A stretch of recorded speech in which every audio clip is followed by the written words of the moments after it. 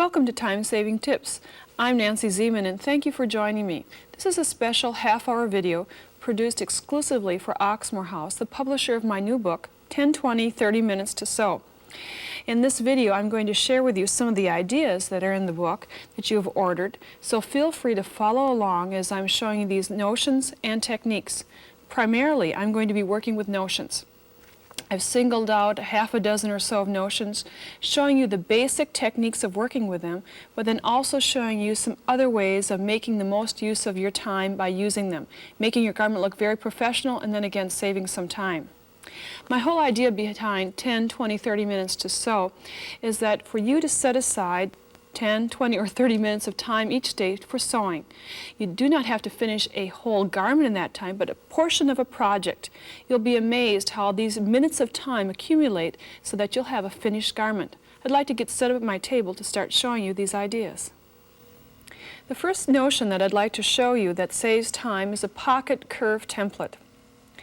This notion has two different parts. Obviously a template part with different corner shapes at each edge, and then a clip section. The clip section helps hold the fabric around the template. As the name implies, it is obviously used to shape a pocket, and I'd like to show you how to work with that on a rounded cornered patch pocket. Let's take a close look at the pocket first of all. I have interfacing fused to the wrong side of the pocket, minus the seam allowances and minus the hem allowance. I like to have the pocket shaped to its finished size. We'll allow it to have body on the right side. When working with your template, find which shape of the corner best suits your corner of the pocket. And generally I find this wider corner is what I like to use. Simply put the template following the interfacing, in other words at its finished size, and then put the clip section on the right side of the fabric and clip it around the edge. You might want to double check to make certain everything's even. This is a metal notion. It transfers a lot of heat, and this clip section really helps because you do not have to hold on to the edges of the fabric and kind of get hot fingers doing this. You can simply use the tip of your iron to press. I'd like to show you how I usually press this. Now I'm working with a little bulkier fabric than a real sharp, crisp fabric, so I'm not going to give a super sharp edge, but I'm just going to get the shaping that I'd like. And working from the tip, simply press this forward, and a lot of steam will be very helpful with this fabric. You can see what a nice shape this gives. Then after it has dried a while, maybe I'd let this dry a few more seconds if I would be sewing this at home, move the template around to the other corner. This is where the beauty of this comes. Generally you can get one corner of the pocket looking just the way you'd like, but the difficult thing is to get the other corner identically matched. Now use the template clip, place it around the corner of the pocket, double check your seam allowances and repeat. And for my fabric again I need lots of steam. And let this dry. When I pull this off, I'll find from the right side that my corners are identical. Nice symmetry. The next step is to do the sewing of putting the pocket into place. And in Chapter 2, Fast Fashion Elements, you'll find ideas or techniques of putting the pocket to your garment. So you can read through those, but let me give you some hints about working with corners of the patch pocket. Sometimes I've seen for directions to clip the corners, and I rarely like to do this. I feel it weakens the seam. I would rather recommend that you trim this area, trimming off 1/4 of an inch, maybe up to 3/8, but no more than that amount. This will eliminate some of the bulk from the rounded corner, and you repeat on the other side, and then it's ready to place onto your jacket or to your top. On this sample, I'm ready to position it onto the jacket. I have it going to pin it into place, and now you can either top stitch it, hand stitch it if you'd really like, or what I'm going to recommend is to use a blind hem stitch. In our Chapter 6 on needle know-how and feet smarts, I'll show you how to use this technique of the blind hem stitch. I have the stitch stitched on a piece of paper to show you that it's a straight stitch followed by a zig, 3 stitches straight and a zig. The straight stitches are stitched along the well of the pocket, along the edge, and the zigzag stitch goes up into the pocket to hold it into place. On a nubby fabric such as this, to keep those stitches really concealed and hidden, I added another time-saving idea, and that is to use clear monofilament thread. Many people think of it as fishing line because it looks and feels that way. It's either available in the smoke colors you see here, or there is a clear version as well. This is almost invisible when you're working with it, and when you're stitching it onto your garment, you can hardly see the stitching, making it look like a hand-stitched pocket. And I think it's really great on textured fabrics such as this. So those are some hints of working with pockets and the pocket curve template. But there's more to the template than just working with pockets. Here's a collar. Peter Pan collar is on this little girl's dress, has sharp little curves in the collar area. Sometimes to press these it becomes difficult. We're going to use the template for pressing, but I have an idea that will save you time when shaping this collar. I have some contrasting fabric pieces. My guide to you is to trim the undercollar smaller by 1/8 of an inch all the way around the seam area.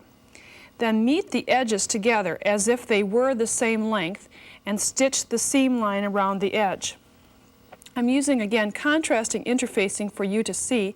This is the upper collar, and it looks bigger, because it is, than the undercollar section or area. When you do the trimming, turn it right side out, the collar is nicely shaped. That seam is on the underside.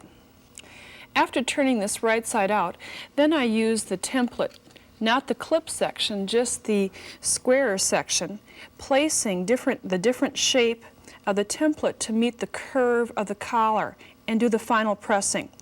This template also prevents the seam allowances from leaving a ridge on the right side because I put the template between the fabric and the seam allowances, and it's really a great pressing tool. Another pressing idea is kind of on the same order that we just worked with, this time on collar bands. That tiny little piece that's between the garment and a tailored collar, this small little strip of fabric. The difficult section is this corner right in this area. Think of it as a mini Peter Pan collar, and on this sample I simply would put the template in this section to do the pressing. So with the pocket curve template, there are many ways that it can help you save time. For the next time-saving technique, I'd like to show you how to use a Simflex gauge, an expandable gauge to mark buttons and buttonholes. When I first saw this notion, I thought of it as a gadget, something that I really wouldn't use. But really, I've changed its term to a notion. Notion is something that you use when I found out how to properly use this. The Simflex gauge obviously is an expandable gauge, but when I first used it I thought, oh, isn't even between the different spokes. I'd like to show you how to properly use it, and that is to expand it to its fullest potential. If you're working with a new gauge, you might find it slightly stiff. So I would suggest at this point, after it's expanded, to find your sewing machine oil and put a drop of oil at each joint or at each intersection. You're going to have to then wipe this off with a rag as to remove all of the excess oil, but then it will move very easily. Now in marking spacing for button and buttonholes, again expand it all the way to its fullest potential and then retract it. When it's retracting, then the gauge points are equidistant. And you can be assured that they will work fine for spacing your button and buttonholes. Sometimes I mark every spoke, sometimes I go with every other one. It depends how wide or how far between I'd like the button and buttonholes. I'm going to start with the right side first, placing the spokes so that I can see the black intersection fully, so that it's not flipped, so that it's hidden by the spokes, but so that the black section is visible. And align the end of the spoke with the finished edge of the placket. and we'll straighten this a little bit, you will find that at the end of each spoke there's a window, and each window is gridded into a fourth, a half, 3/4, and 1 inch. If I've determined that I'd like to have my buttonhole start a 1/2 inch from the fold, I'll simply go through the window, and at the 1/2 of an inch and make a dot. And you'd mark the entire length of your blouse front in this manner. Again, you may want to skip every other spoke if you found that the spacing was too close together. Then after you've marked this area, I would measure the distance from the top to the bottom, or the top of the blouse to the first spoke, and then flip the spokes around so that I had the same distance on the left side from the top to the first spoke. Do a little measuring, align the spokes again, and find the 1/2 inch mark. Now I have both the button and buttonholes marked, and I can do this at the very end of my sewing, and I can be assured that everything will be straight. Fusible thread is our next time-saving notion. It's a 2-ply thread, 1 ply of polyester, the other ply of melt adhesive nylon that makes serging and sewing a breeze. It has many uses, and I'd like to show you a couple of them now. When working at my sewing machine, I like to use the fusible thread, or the brand name of thread fuse, in the bobbin. Wind a couple of bobbins with the thread fuse. You'll find it coming on a cone of thread, and you can see I have some little initials put in my bobbin, because many times I find that if I do not mark my bobbin, I may mistake it later for just plain white thread. It's heavier, but still in a quick hurry you may find that you're putting the wrong one into your bobbin case. The first area I'm going to show you to work with it is as hemming. Let's say decorating ideas, curtains, or tablecloths. And I'm going to zigzag from the right side of the fabric so that the thread fuse is on the wrong side, or the bobbin case is stitching the thread fuse. Set your machine for a relatively wide zigzag stitch. You're going to be clean finishing the edges as well as applying the hemming agent to the wrong side. You simply stitch all the way around your hemline. If you're working with a serger, you'd use the same concept, placing the thread fuse in the lower looper. Here's a close-up of a 4-thread serger where the lower looper thread is not the gray as in the other threads, but it is the thread fuse. It is put through the guide of the tension for the lower looper. Here's a sample of what it looks like on the wrong side for both methods. On the zigzag stitch, you'll see a heavier line. That's the thread fuse on the wrong side. For the serged area, it's gray on the right side, and on the wrong side, you can see that fusible thread in place. Make certain that the fusible thread does not come up to the right side, because that would get on your iron. You want it tucked away underneath. At the ironing board is where you get the next step. You're going to be fusing this into place. Let me just show you about the thread fuse and what happens at your ironing board. It's activated by heat and moisture, or a little of both. You can see how this shrinks, and it bonds to the fabric, just like fusible interfacing. On my sample, either on the serged or the sewn section, you'd simply use a press cloth and press the top layers. And it bonds to the area, and it's automatically hemmed. Another area where I like to use this is to place a serged edge along a zipper, and then baste the zipper into position in the seam allowance. And this will hold it in place long enough for me to top stitch it. It's a great time-saving idea. A collar point and tube turner is the perfect notion to use to accurately turn corners on collars, lapels, and cuffs. It also has a great use for spaghetti straps. I'd like to show you a close-up look at this unique notion that kind of looks like an ice tong. It's not going to separate very far, about 1 inch to 1 1/4 through the center, and it has 2 points, one rounded end and one sharper point. Generally, we're going to put the fabric on the rounded end first, then the sharper point will bring out the corner of the collar or cuff. When working with spaghetti straps, again, we're going to put it on the rounded end first.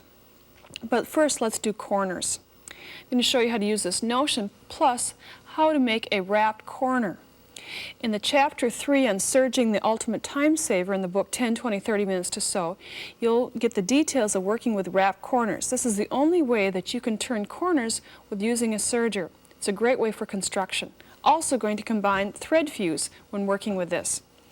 Rather than sewing the collar by sewing the center edge and the outer edge and the other center edge, we're going to just sew the outer edge first of all, the long outer edge. On the lower looper, I had the fusible thread as my thread. This is facing the undercollar section. The reason I'm using this is that this acts as an understitching. I'll show you how. When pressing, I'm going to press the seam allowance covering that thread fuse. And when I cover it or press it, the fusible thread, which is activated by heat and moisture of my iron, it adheres or sticks to the undercollar, keeping that seam allowance in place. This is called a wrap corner because I'm simply going to fold or wrap the seam allowance. It's already wrapped to the front side, and now I can sew starting at the fold, stitching or serging this center front seam.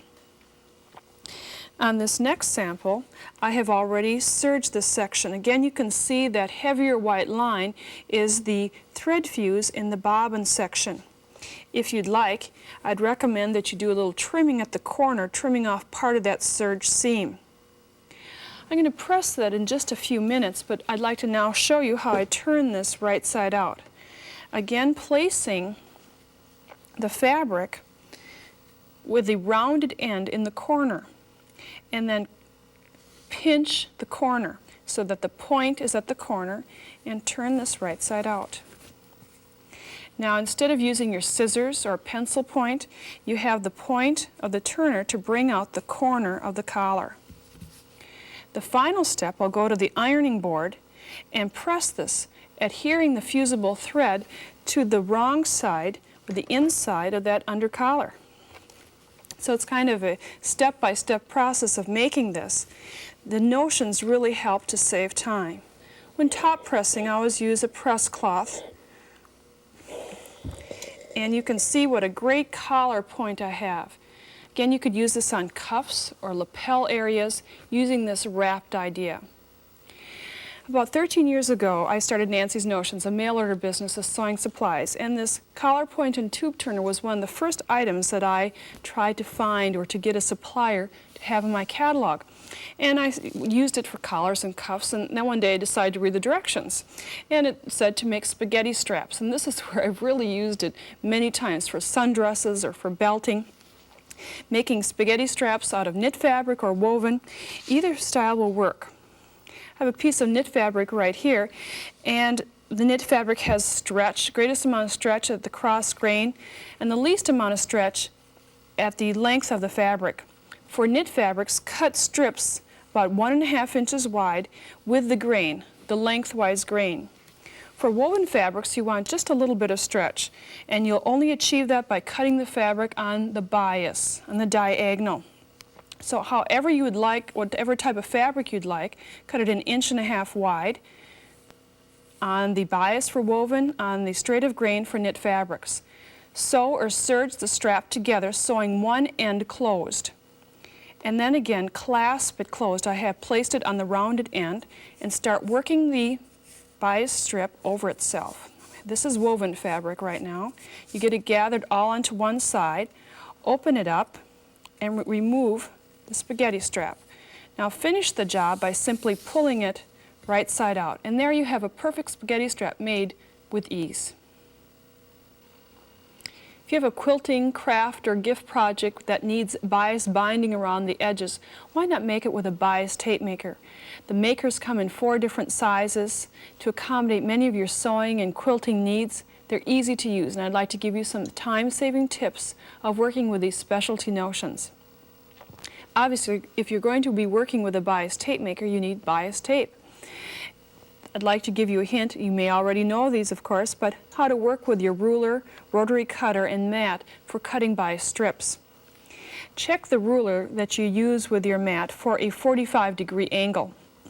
And I'm working with a very small piece of fabric, but I've aligned the 45-degree mark of the ruler along the straight edge of the fabric and the linear mark on the mat. And simply, like pizza cutters, slice the fabric.